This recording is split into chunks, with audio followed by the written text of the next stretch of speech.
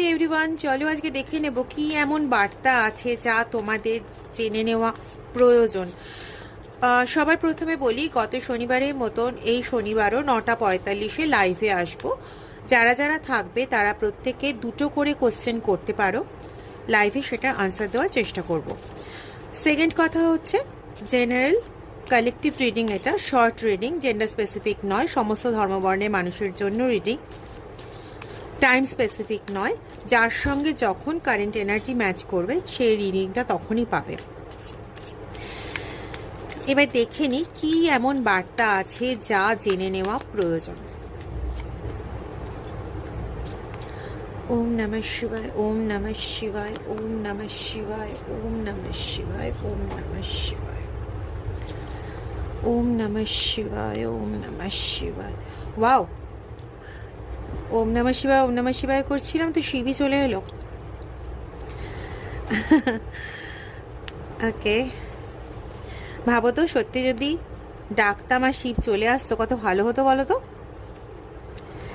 আচ্ছা, দেখো, এই মুহূর্তে যেটা আসছে, যে বার্তা তোমার জেনে নেওয়ার প্রয়োজন বলে আসছে, সেটা হচ্ছে তোমার প্রতি এক ধরনের অ্যাওয়ারনেস ক্রিয়েট করার চেষ্টা হচ্ছে। কি অ্যাওয়ারনেস না, যারা তোমার সঙ্গে সবসময় একটা ফাইটিং স্পিরিটে থাকতো, মানে তুমি কেন এটা করবে, তোমার কেন এটা উন্নতি হবে, তোমার কেন ওটা হবে, তুমি কেন এগোবে, এরকম ফাইটিং নেচারে যারা থাকতো, তুমি করছো মানে ওকেও করতে হবে, এরকম একটা ফাইটিং নেচারে যারা থাকতো, বা যারা সব সময় তোমার সঙ্গে তার কম্পেয়ার করতো, এদেরকে ঠিক শত্রু বলা চলে না, মিত্র তো অবশ্যই নয়, কিন্তু ঈর্ষাকাতর বা ঈর্ষাপরায়ণ ব্যক্তিত্ব। এই সমস্ত ঈর্ষাপরায়ণ ব্যক্তিত্বের সম্পর্কে তোমাকে অ্যাওয়্যার করা হচ্ছে যে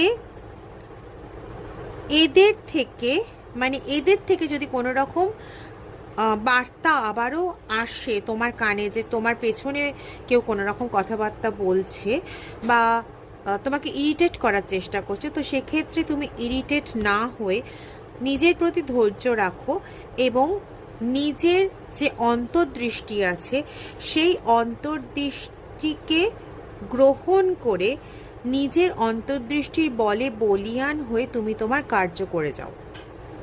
এখানে কিন্তু তুমি যদি এটা করো, ইটস ফর কনফার্মেশন, এরা কিন্তু তোমাকে আটকাতে পারবে না। আগেও তোমাকে আটকাতে পারেনি, কিন্তু হ্যাঁ অনেক বাধা দেওয়ার চেষ্টা করেছে যাতে তোমার সফলতা একটু হলে বিঘ্নিত হয়েছে, কিন্তু এবার সেটা কিন্তু হওয়ার চান্স নেই।